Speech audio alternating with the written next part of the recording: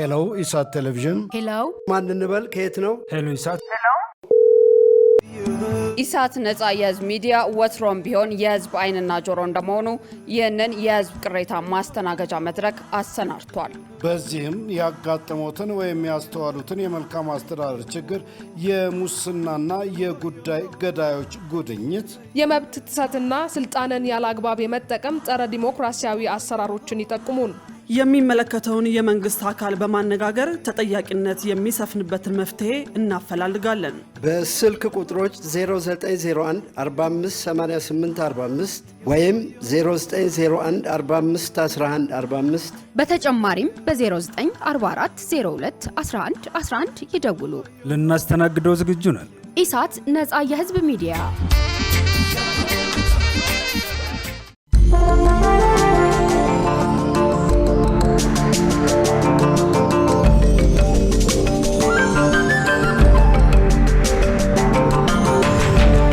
ሰላም ጤና ይስጥልን የተከበራችሁ ተመልካቾቻችን፣ ከኢሳት ነጻ የህዝብ ሚዲያ የሰዓቱ ዜናዎች ተጀምረዋል። ሰባተኛው ጠቅላላ ሀገራዊ ምርጫ መሆኑን ተከትሎ ምርጫ ተኮር ዜናዎችን ይዘንላችሁ ቀርበናል። ከዜናዎቹ ጋር ገነት ዘዘው ነኝ። አብራችሁን ቆዩ። በቅድሚያም እኔን ዛሬ የሚያሳስበኝ መራጩ ሳይሆን ተመራጩ ነው ሲሉ ጠቅላይ ሚኒስትር አብይ አህመድ ገለጹ። ለሰባተኛው ጠቅላላ ምርጫ ድምጻቸውን ለመስጠት በበሻሻ ጎማ 2 ሃሮ ምርጫ ጣቢያ ላይ የተገኙት ጠቅላይ ሚኒስትር አብይ አህመድ አሁን ላይ እሳቸውን የሚያሳስባቸው ጉዳይ መራጩ ህዝብ ሳይሆን የተመራጩ ጉዳይ መሆኑን ተናግረዋል። ጠቅላይ ሚኒስትሩ ድምጻቸውን ከሰጡ በኋላ ለጋዜጠኞች በሰጡት ቃል ማህበረሰቡ እጩዎችን ከመረጠ በኋላ የተመረጡ ሰዎች ህዝቡ በጠበቃቸው ልክ በመታመን እጃቸውና ልባቸው ንጹህ ሆነው ደከመን ታከተን ሳይሉ የሀገሪቱን ታሪክ የሚቀይሩና የህዝቡን ውለታ ለመክፈል ዝግጁነታቸው ምን ያህል ነው ሲሉ ማብራሪያ ሰጥተዋል። እኔ ዛሬ የሚያሳስበኝ ከመራጩ በላይ ተመራጩ ነው። ይሄ ህዝብ በቁርጠኝነት ሚሻውን ወስኖ በዲሞክራሲያዊ መንገድ ከመረጠ በኋላ የተመረጡ ሰዎች በዚያ ልክ ታምነው እጃቸው ልባቸው ንጹህ ሆነው ደከመን ታከተን ሳይሉ ሰርተው ይሄን ሀገር ታሪክ የመቀየር የዚህን ታላቅ ህዝብ ውለታ የመክፈል ዝግጁነታቸው ምን ያክል ነው? እልህ፣ ቁጣ፣ ክርክር አሸንፋለሁ ሳይሆን ያመነን የታመነን ራሱን የሰጠን ህዝብ እንዴት አገልግለው ህይወቱን ይነካሉ ይቀይራሉ የሚለው ጉዳይ ይበልጥ ያሳስበኛል። በእኔ እምነት ዛሬና የዛሬ 5 ዓመት ኢትዮጵያ አንድ አይደለችም። ይሄ 5 ዓመት የኢትዮጵያ በርካታ የታሪክ ጥፋት የሚታይበት 5 ዓመት ነው። ይሄ 5 ዓመት እስካሁን ከሰራነው በላይ መድከም ይጠይቃል። እስካሁን ከለፋነው በላይ መልፋት ይጠይቃል። እስካሁን ካሰብነው በላይ ማሰብ ይጠይቃል። እስካሁን ከተደመርነው በላይ መደመር ይጠይቃል። ትናንትናዋ ኢትዮጵያ በሚቀጥለው 5 ዓመት አናያትም።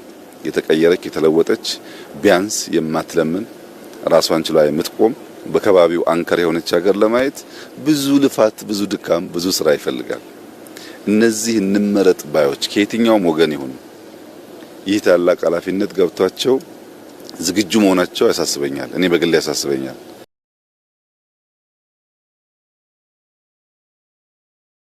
በምርጫው የሚያሸንፈው ፓርቲ በሰላም ግንባታና በስራ ዕድል ፈጠራ ላይ ትኩረት አድርጎ ሊሰራ ይገባል ሲሉ መራጮች ተናገሩ። የምርጫ ሂደቱ ሰላማዊና የተረጋጋ መሆኑን በአዲስ አበባ ከተማ አስተዳደር አራዳ ክፍለ ከተማ ወረዳ 4 ቀለም ወርቅ ትምህርት ቤት ምርጫ ጣቢያ የተገኙ መራጮች ገልጸዋል። መሰረት ባዩ ተጨማሪ አላት። ግንቦት 24 ቀን 2018 ዓ.ም ኢትዮጵያ ሰባተኛው ዙር ጠቅላላ ሀገራዊ ምርጫ አስተናግዳለች። ኢሳት ነጻ የህዝብ ሚዲያ በተለያዩ አካባቢዎች በመንቀሳቀስ የምርጫ ሂደቱን ምልከታ አድርጓል። እኛም በምርጫው ዕለት በአራዳ ክፍለ ከተማ ወረዳ 4 ቀለም ወርቅ የምርጫ ጣቢያ በመገኘት የምርጫ ሂደቱን ምልከታ አድርገናል። በምርጫ ሂደት ውስጥም መራጮችን አነጋግረናል። መራጮችን በሰጡን አስተያየት የምርጫውን ዕለት በጉጉት ሲጠባበቁ እንደነበርና ይበጀናል፣ ሀገሪቱን ወደ ታላቅ ደረጃ ያሸጋግራል የሚሉትን መንግስት ቢሆን የተሻለ ስራ ይሰራል የሚሉትን ፓርቲ ወይንም እጩ መምረጣቸውን አንስተውልናል። ያው እንግዲህ ምርጫ መምረጥ መብት ነው፣ እንደሚታወቀው መብት ነው፣ ህገ መንግስታዊ መብት ነው። እንደዚህ ጋር ደግሞ ግዴታም ነው። ኢትዮጵያን ለማስቀጠል ኢትዮጵያን ያስቀጥላል፣ ወደፊት ያራምዳል ምትዩን እጩ ካልመረጥሽ ሀገር ትፈርሳለች። ስለዚህ ሀገር እንዳትፈርስ ደግሞ ሀገሬ እንዳይፈርስ ሀገሬን የሚጠብቅልኝን እጩ የመምረጥ ግዴታ ስላለብኝ በጧት በማለዳ ለመምረጥ መጥቻለሁ ማለት ነው። እኛ ጥሩ መሆኑን አገር ሰላም መሆኑን ነው የምንፈልገው። የሚሰራልንም ጥሩ ከሰራም ጥሩ እሰየው። እኛ በቃ አገሩ ብቻ ሰላም እንዲሆን ነው የምንፈልገው። ኑሮንማ ችለን ተቀምጠናል። አንድ 5 ሊትር ዘይት 2000 ብር እየተሸጠ ስንት ነገር እየሆን እያለ ነው።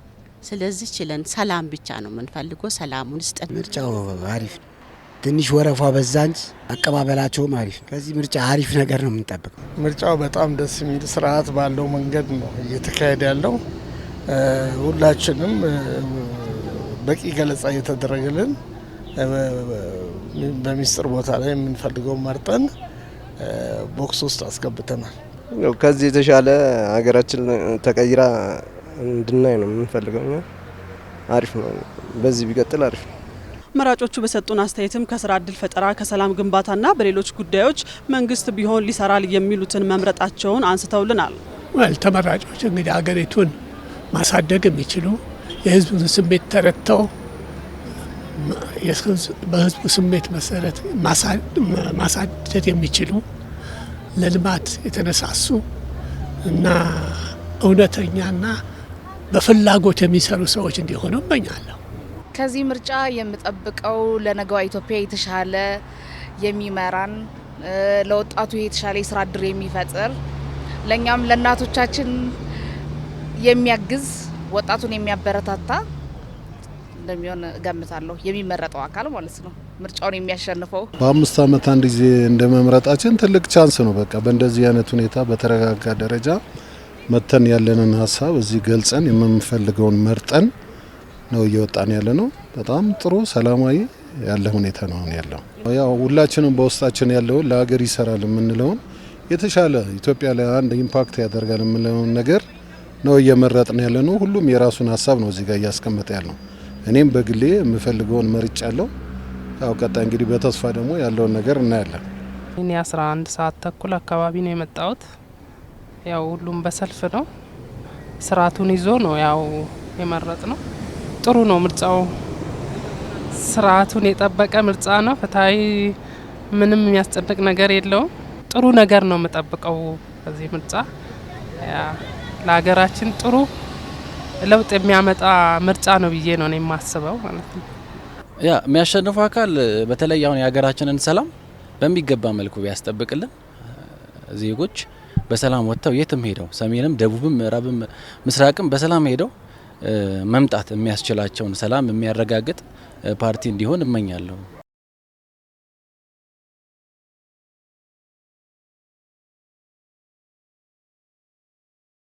በተያያዘም 7ኛው ሀገራዊ ምርጫ ነፃና ዲሞክራሲያዊ ነው ሲሉ መራጮች ተናገሩ። በተያያዘም ምርጫው ያለምንም የጸጥታ ስጋት ሰላማዊ ሆኖ መካሄዱን በአዲስ አበባ ከተማ አስተዳደር በቂርቆስ ክፍለ ከተማ ወረዳ 7 የእድገት በህብረት ቅድመ መጀመሪያ የመጀመሪያና መካከለኛ ደረጃ ትምህርት ቤት የተገኙ መራጮች ለኢሳት ገልጸዋል። ዝርዝሩ እንደሚከተለው ይቀርባል። 7ኛው ጠቅላላ ሀገራዊ ምርጫ በዛሬው ዕለት ተካሂዷል። ይህን ተከትሎ ኢሳት በአዲስ አበባ ከተማ አስተዳደር በቂርቆስ ክፍለ ከተማ ወረዳ 7 የእድገት በህብረት ቅድመ መጀመሪያ የመጀመሪያና መካከለኛ ደረጃ ትምህርት ቤት የተገኙ መራጮችን አነጋግሯል። መራጮቹም በድምፅ አሰጣጥ ሂደት ላይ የተመለከቱትን አጋርተውናል። በየቦታው የተመደበ የመራጮች ኃላፊዎች የሚያስተናግዱትን እንትን በጣም ተደስቼበታለሁ እንዳየሁት ከሆነ እና ይሄ ምርጫ ምርጥ ነው፣ አስደስቶኛል። በሌሊትም ተነስቼ መርጫለሁ። በምርጫ ጣቢያችን በኩል እንዳየሁት ከሆነ በጣም ፈጣንና ግሩም የሆነ አካሄድ ነው አሁን እየተካሄደ ያለው። ይህን ያህል ሰዓት ብዙ ሰው መርጧል። አሁንም ያለው ሰው በአግባቡ እየተስተናገደ ስለሆነ በጣም አመስገኛለሁ። በአቀባበላቸው በምርጫ ከካዱ በጣም ለየት ያለ ነው። ተፊት የምንመርጠው በጣም አሁን የዘንድሮ በጣም ለየት ያለ ነው። የምርጫ ሂደቱ ከጠዋቱ 11 ሰዓት ጀምሮ በመሰለፍ ወደ ምርጫው ጣቢያ ከገባን በኋላ የምርጫ አስተናጋጆች በስነ ስርዓቱ እያስተናገዱ የምንመርጥበትን ወረቀት ሲያድሉ ከዛ በኋላ ወደ ምርጫው ሳጥን ውስጥ ገብተን የምንፈልገው ላይ ምልክት ካደረግን በኋላ ወደ ኮሮጆ ውስጥ በማስገባት ምርጫው በጥሩ ሁኔታ እየተካሄደ ይገኛል። እርጉዝ፣ ሽማግሌ፣ በሽተኛ ቅድሚያ እየተሰጠው ነው ያለው እና በጣም ደስ ይላል። ህዝቡ ራሱ ቅድሚያ እንዲገባ እየገፋ ነው ያለው እና የአሁኑ ምርጫ ነጻና ዲሞክራሲያዊ ነው ብዬ ነው የማስበው። በጣም ጥሩ ነው። በጣም ደስ ይላል። ሁሉም ሰው ተመራጩ ራሱ አስመራጩ ራሱ ሁሉም ይተባበራሉ፣ ቅድሚያ ይሰጣሉ። ሲያዩን ልክ ነው ያስገቡኝ። ምርጫው ሀገራዊ ምርጫው እየተካሄደ ነው ያለው በነቂስ ወጥቶ ህዝቡ ማለት ነው ከ12 ሰዓት ጀምሮ ያው እስከ ማታ ድረስ እስከ 12 ሰዓት ተብለዋል። ያው ሁኔታው ታይቶ ማለት ነው እንደሚቀጥል ይታወቃል። ስለዚህ እኔ አሁን በወቅቱ በጊዜው በጠዋት ነው የወጣሁት 11 ተኩል ነው የወጣሁት። ወረፋ ደርሶ ምርጬ ወጥቻለሁ። ስድስተኛው ሀገራዊ ምርጫ በተሻለ ርብርቦሽ የታየበትና ካርዱን ምን ያህል ጉጉት እንዳለውና የራሱ መንግስት ለመምረጥ ምን ያህል ተዘጋጅቶ እንደነበረ የሚያሳይ ነው። ካርዱ ለራሴ ነው። ባልመረጥኩት መንግስት ብማረር የማመጣው ነገር የለም። በመረጥኩት መንግስት ግን የምጠይቀው ጥያቄ በሙሉ ምላሽ አገኛለሁ። በጠየቁ በማህበራዊ በፖለቲካዊ በሁሉም ነገር መሳተፍ መብት አለኝ። ስለዚህ ሰባተኛው ሀገራዊ ምርጫ ለኔ እንደ ዜጋ የሰጠኝ እሱ ነው ብዬ የምለው። በተያያዘም ምርጫው ያለ ምንም የጸጥታ ስጋት ሰላማዊ ሆኖ መካሄዱን መራጮቹ ለኢሳት ገልጸዋል። በዚሁ ይለቅልን በዚሁ ያስፈጽመን እንጂ በጣም ቆንጆ ነው። ጸጥታውም ቢሆን ምንም ችግር የለም፣ ምንም ስጋት የለም። ተረጋግቶ ነው በአግባቡ ስራውን እየሰራ ያለው ምርጫ አስፈጻሚው ክፍል እና ጥሩ ነው። እንዲህ ምንም አይነት የጸጥታ ችግር የለም፣ ሰላም ነው። እንደውም በደንብ ነው ህዝቡ የሚመርጠው ያለው፣ በደንብ እየተንቀሳቀሰ ነው የሚመርጠው። እንደውም ምርጫ ያለ አይመስልም፣ እንቅስቃሴው ምርጫ ያለ አይመስልም። በስነ ስርዓቱ እየተመረጠ ነው ያለው። በጸጥታ ዙሪያ ላይ ጥሩ ነው ብዬ የምገምተው በየቦታ ላይ ያው ስምጣን ሳያይም በመኪና ዝውውርም እየተደረገ ነው። እንደዚሁም ደግሞ በየቦታ ደግሞ ስምሪት ደግሞ የጸጥታ ኃይሎች ደግሞ በየቦታ እያየሁ ነው። ጥሩ ነው ብዬ ገምታለሁ። ተጠናክሮ መቀጠል እንዳለበት ነው የምለው። 97 ላይ እኮ አይተነዋል። ሩቅ ሳንሄድ 97 ላይ ዳቦ ለመግዛት አቅቶን ነበረ። ደም ፈሷል፣ ህይወት ጠፍቷል፣ መውጣት አልቻልንም ነበር። እኔ እዚቹ ቦታ ላይ ነበር፣ ወረዳው እዛ ጋር ነበር፣ ቀበሌ በነበረበት ሰዓት ቤቴ እዚህ ጀርባ ላይ ነው። መውጣት አልቻልንም ነበር። ዛሬ ግን ከዛ በተሻለ ምንም የጸጥታ አይነት ችግር ሳይኖር ፍትሃዊ በሆነ መንገድ የኔን እንትን ተፎካካሪ ፓርቲዎች ራሳቸው እኮ አምነውበት ሰላምና ሰላም አስቀድመን ነው የምንወዳደረው ብለው የገቡበት ነው። ስለዚህ የሰላም አስፈላጊነት እኛ ሶማሊያ አይደለንም እኮ ኢትዮጵያኖች ነን፣ ሊቢያ አይደለንም። ስለዚህ እንደዛ መፈራረስን የሚፈልግ ህዝብ አይደለም። በምርጫ ወይም በዛ አይነት ሁከትም የሚመጣ መንግስት የሚመረጠው በካርድ ነው፣ በሰላም ነው፣ ሰላማዊ መድረክ ላይ ነው፣ በመነጋገር ነው። ይህንን ያመነ ህብረተሰብ በአሁኑ ሰዓት ከስድስተኛው ምርጫ በኋላ ይሄ መንግስት ይሄ ፓርቲ አምጥቶልናል፣ ወደ መድረክ መጥቷል። በፊት መድረክ ሳይሆን ጠጠር በመወራወር ነበረ እና ሰላሙ በጣም አስፈላጊ ነው። ለሰላሙ ደግሞ ሁሉም ተረባራቢ ሆኑ ነው። ይሄ በአሁኑ ሰዓት ያገኘሁት ደስተኛ ነኝ ነው የምለው እኔ በእኔ በኩል። በሌላ በኩል ስማቸው በመዝገብ ላይ ያልተገኘላቸው አንድ መራጭ ስለመኖራቸው ኢሳት ተመልክቷል። እንግዲህ ይኸውልሽ ምርጫ ካርድ ለመመዝገብ መጥቻለሁ። ከተመዘገብኩኝ በኋላ ደግሞ አይ ካርድ ስጡኝ አልኩኝ። ካርድ በወቅቱ አልነበረምና እቺን ወረቀት ይዘና እና ምንም ችግር የለውም ሲስተም ውስጥ ኦንላይን ላይ ገብተሃልና እንደመጣ ምርጫውን ታካሂዳለህ አሉኝ። ይዤ ስመጣ ደግሞ አይ እዛ ውስጥ የለህም እንትኑ ላይ ሲስተሙ ላይ ብሎኝ ነው። እንግዲህ ለማንኛውም አሁን ስልኬን ሄጄ አምጥቼ ምናልባት ቴክስት ደርሶኝ ከሆነ ስልኩን እስቲ በሲስተም ገብቶ እንትን ከሆነ ቴክስት ደርሶ ከሆነ ይዘናት ስለተባልኩኝ ነው ሄጄ ለመምጣት ነው የምሄደው። ይህ በእንዲህ እንዳለ በአዲስ አበባ ከተማ አስተዳደር በቂርቆስ ክፍለ ከተማ ወረዳ 7 የሰላምና ጸጥታ ጽሕፈት ቤት ኃላፊ መንግስቱ ለገሰ በበኩላቸው ምርጫው ሰላማዊና ፍትሃዊ ብሎም በማህበረሰቡ ዘንድ ተቀባይነት እንዲኖረው የድምፅ አሰጣጥ ሂደቱ ያለምንም የጸጥታ ችግር እንዲጠናቀቅ እየሰራን ነው ብለዋል። ህዝቡ እንግዲህ ሰልፉን እንደምታዩት ነው፣ በጣም ረጅም ነው። ትንሽ ውስጥ ላይ ኔትወርክም ይሁን አላቅም ውስጥ ላይ ያሉ ፍጥነት ትንሽ የቀነሰበት ሁኔታዎች አሉ። ያ ደግሞ ምንድነው የሚያሳየን ከታሰበው ሰዓት ከ12 ሰዓት በኋላ ሊረዝም ይችላል የሚለው አይነት ስጋት ፈጥሮብናል። ህዝቡ ግን በጽናት እያየን ያለ ነው።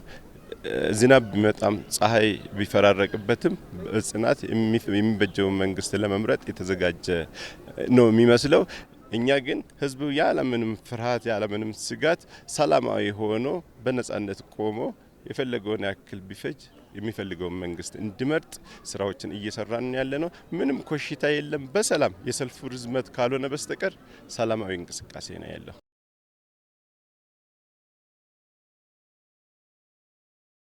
በጸጥታ ችግር ምክንያት 143 የምርጫ ጣቢያዎች አለመከፈታቸውን ምርጫ ቦርድ ገለጸ። የኢትዮጵያ ብሔራዊ ምርጫ ቦርድ በዛሬው ዕለት እየተካሄደ ያለውን 7ኛውን ጠቅላላ ምርጫ አስመልክቶ የቦርዱ ሰብሳቢ ሜላተወርቅ ኃይሉ ጋዜጣዊ መግለጫ ሰጥተዋል። በመግለጫቸውም በጸጥታ ችግር ምክንያት 143 የሚሆኑ የምርጫ ጣቢያዎች ምርጫ ሊደረግባቸው ዝግጅት ቢያደርጉም ያልተከፈቱ መሆናቸውን ገልጸዋል። በአማራና በኦሮሚያ ክልል አንዳንድ አካባቢዎች ተከፍተው የተዘጉ እንደ ቀርሳ፣ ኩታበር፣ መኮሳቺና ሌሎች አካባቢዎች የምርጫ ሂደቱ መቋረጡን ጠቁመዋል።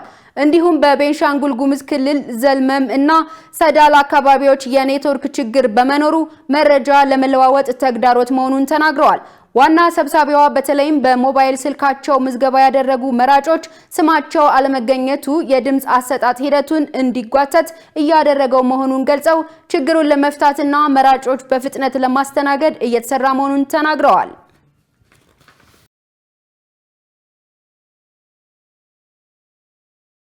በተያያዘም በአማራ ክልል በ4 የምርጫ ጣቢያዎች በተከፈተ ተኩስ ምክንያት ሂደቱ እንደተቋረጠ ተገለጸ። በሌላ በኩል የኢትዮጵያ ሲቪል ማህበራት ድርጅቶች ህብረት ለምርጫ ያልተፈቀደላቸው የመንግስት አመራሮች በሚስጥራዊ ቦታ ተገኝተው ሲያስገድዱና ሲጎበኙ እንደታዘበ አስታውቋል። መሳይ ገዛኸኝ ተጨማሪ አላት። የኢትዮጵያ የሲቪል ማህበራት ድርጅቶች ህብረት ለምርጫ በ7ኛው ጠቅላላ ምርጫ ትዝብት ለማከናወን 2258 ተቀማጭና 891 ተንቀሳቃሽ ታዛቢዎችን በአጠቃላይ 3149 ታዛቢዎችን አሰማርቷል።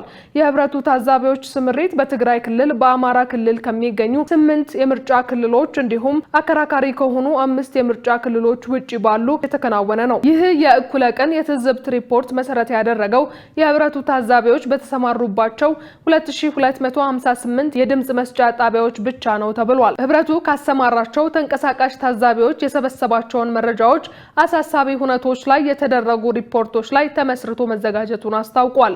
ዋና ዋና የተባሉ 10 የእኩለ ቀን ትዝብት ግኝቶችና አሳሳቢ ሁነቶች እንደነበሩ የህብረቱ የቦርድ ሰብሳቢ ሳህለ ስላሴ አበበ ተናግረዋል። በ1276 ወይም 57% ጣቢያዎች ደግሞ ከጠዋቱ ከ12 ሰዓት እስከ 1 ሰዓት ባለው ጊዜ ውስጥ መጀመሩን ህብረቱ ታዝቧል። በ1% ጣቢያዎች የድምጽ አሰጣጡ ከጠዋቱ 1 ሰዓት በኋላ መጀመሩ ህብረቱ የታዘበ ሲሆን በ3 ጣቢያዎች ይህ መግለጫ እስከተዘጋጀበት ሰዓት ድረስ የድምጽ አሰጣጥ ሂደት እንዳልተጀመረ ለመታዘብ ተችሏል። በጠቅላላው 203 አሳሳቢ ሁነቶችን የተቀበለ ሲሆን ከነዚህ ውስጥ 40 ያህሉ የተረጋገጡ ሆኖ አግኝቷቸዋል። በአማራ ክልል አንዳንድ ቦታዎች በአካባቢው በተከፈተ ተኩስ ምክንያት አስመራጮች ዕቃቸውን ይዘው እንዲወጡ የተገደዱባቸው ቦታዎች መኖራቸውን የቦርዱ ሰብሳቢ አስታውቀዋል። በአማራ ክልል ማዕከላዊ ጎንደር ዞን ወገራ ወረዳ አምባ ጊዮርጊስ ከተማ ምርጫ ጣቢያ ቁጥር ተጠቅሷል። ቀበሌ 02 ከጠዋቱ 12 ሰዓት ጀምሮ ድምጽ መስጠት ቢጀመርም ከረፋዱ 5 ሰዓት ከ10 ጀምሮ በጣቢያው አቅራቢያ በተሰማ ተኩስ ምክንያት ሂደቱ ተቋርጧል። በሰሜን ወሎ ጋዛ ወረዳ መቄት 2 የምርጫ ጣቢያ ቁጥር ተጠቅሷል።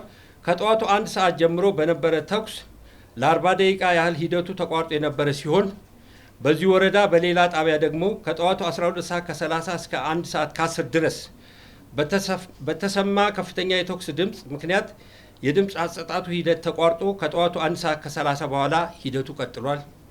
በደቡብ ጎንደር ዞን ፋርጣ ወረዳ ጣቢያ ቁጥር ተጠቅሷል። በተኩስ ድምፅ ምክንያት ሂደቱ ሲቋረጥ በፎገራ ወረዳ ከተማ ጣቢያ ተጠቅሷል።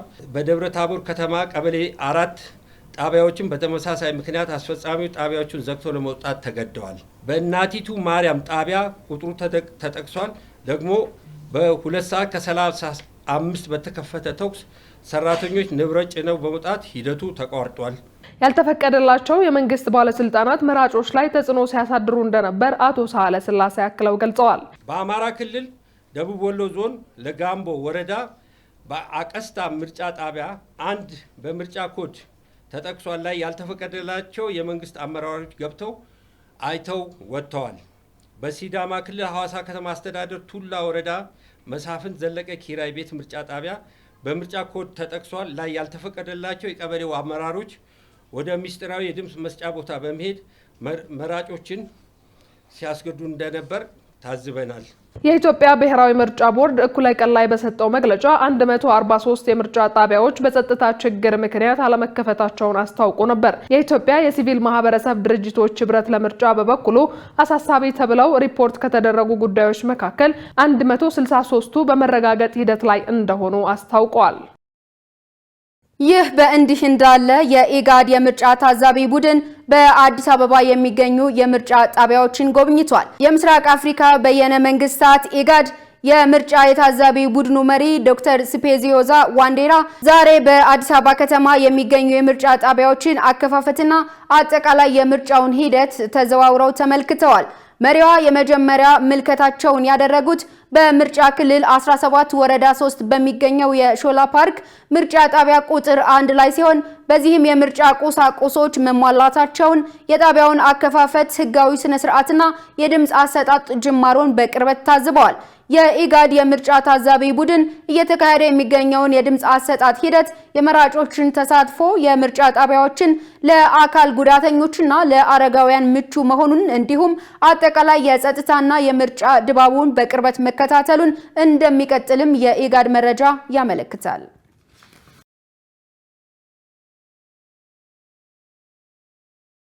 የተከበራችሁ ተመልካቾቻችን ከኢሳት ነጻ የህዝብ ሚዲያ የሰዓቱ ዜናዎች አሁንም እንደቀጠሉ ናቸው። አሁን ደግሞ ወደ ውጭ ዜና ተሻገርን። እስራኤል የሊባኖስን ጥንታዊ አምባ መቆጣጠሯን ተከትሎ የጸጥታው ምክር ቤት እንዲወያይ ተጠየቀ። እስራኤል የሊባኖስን ጥንታዊ አምባ መቆጣጠሯን ተከትሎ የተባበሩት መንግስታት የጸጥታው ምክር ቤት አስቸኳይ ስብሰባ እንዲያካሂድ መጠየቃቸውን የፈረንሳይ የውጭ ጉዳይ ሚኒስትር ጄን ናኦል ባሮው አስታውቀዋል። የእስራኤል ጦር ቢዮፎርት አምባን በቁጥጥር ስር ማዋሉን ገልጿል። የፈረንሳይ የውጭ ጉዳይ ሚኒስትር የተመድ የጸጥታው ምክር ቤት አስቸኳይ ስብሰባ እንዲያካሂድ ጠይቄያለሁ። እንደ ማንኛውም ሀገር የእስራኤል ራስን የመከላከል መብት እውቅና ብንሰጠውም በሊባኖስ ውስጥ የእስራኤል ወታደራዊ ዘመቻ መስፋፋቱን ምክንያታዊ የሚያደርግ ነገር የለም ማለታቸው ተዘግቧል። በደቡብ ሊባኖስ የሚገኘውን ታሪካዊና ስትራቴጂያዊ አምባ ሻቂፍ እስራኤል በቁጥጥሯ ስር መዋሏን መከላከያ ሚኒስትሩ መግለጻቸው አይዘነጋም። ሚኒስትሩ እስራኤል ካትዝ የአገራቸው እግረኛ ጦር ሄዝቦላህ ኢላማ አድርጎ በደቡብ ሊባኖስ የሚያደርገውን ዘመቻ እንደሚያስፋፋም ገልጸዋል። የ900 ዓመት ዕድሜ ያለው ታሪካዊ አምባ ደቡብ ሊባኖስን ከበላይ ሆኖ ለመመልከት ምቹ ሲሆን ወታደራዊ ጠቀሜታው የጎላ ነው። ዘገባው የቢቢሲ ነው።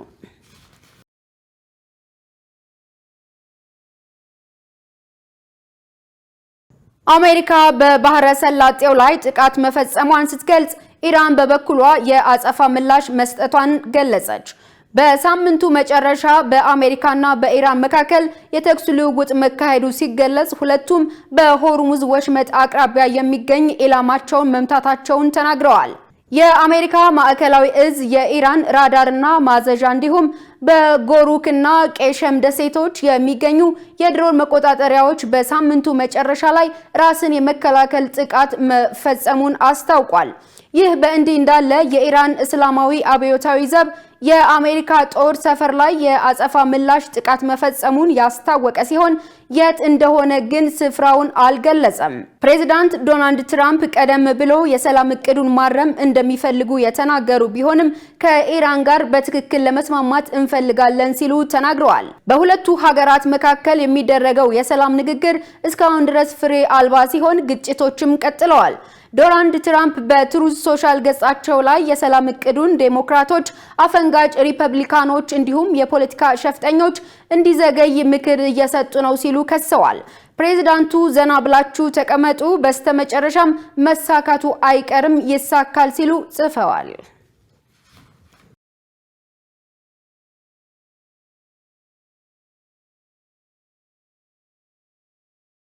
የተከበራችሁ ተመልካቾቻችን ከኢሳት ነጻ የህዝብ ሚዲያ ወደ እናንተ ሲደርሱ የነበሩ የሰዓቱ ዜናዎች በዚሁ ተጠናቀዋል። ከዘገባዎቹ ጋር ቆይታ ያደረኩት እኔ ገነት ዘዘው ነበርኩ። ከቀሪ የኢሳት መሰናዶቹ ጋር ሰናይ ጊዜ